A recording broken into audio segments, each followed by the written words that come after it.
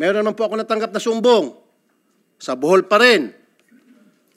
Ito po ang isang shipyard na kung saan 19 hectares po na mangroves ang sinira para mapagpatayo ng shipyard doon.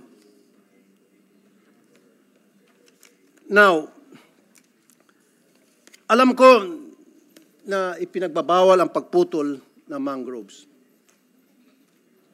Base po sa Republic Act noong 1990. Pero bakit po pinayagan ang pagpapatayo ng isang shipyard sa Bohol? Bakit po nabigyan ito ng ECC? Ngayon, magkaharap-harap tayo, sana wag ho kayo magturuan. Dahil it will be an insult to us here, Senators, na in front of us, magtuturuan pa rin kayo. And I'm happy na nandito Secretary Yulo Loizaga, na I'm sure yung mga katanungan ko namin tungkol sa paglapastangan sa ating kalikasan ay masasagot na maayos. Black sand mining sa Zambales.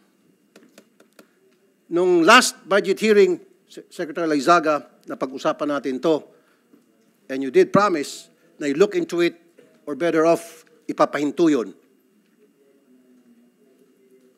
Anak ng dagat. Sana ba? Tuloy-tuloy pa rin ang paglapastangan sa ating black sand sa Zambales. Ito pang masaklap. Libre na nga ang pagmina nila ng black sand doon, karamihan ay from China, and then ibinebenta pabalik sa ating gobyerno. Anong klaseng kabalastugan po yan? Ibinebenta sa reclamation dyan sa Pasay at sa iba pang mga reclamation sa iba't ibang parte ng Pilipinas.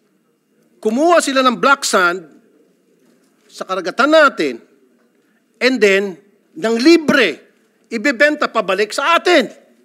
Hindi ba kalokohan po yan? You guys have to explain. Matagal na pong naging pabaya kayo dyan sa DNR. Hanggang ngayon, patuloy pa rin sa pagiging pabaya. Lumilitaw tuloy na kayo po yung mga protektor ng mga nagsisirang kalikasan.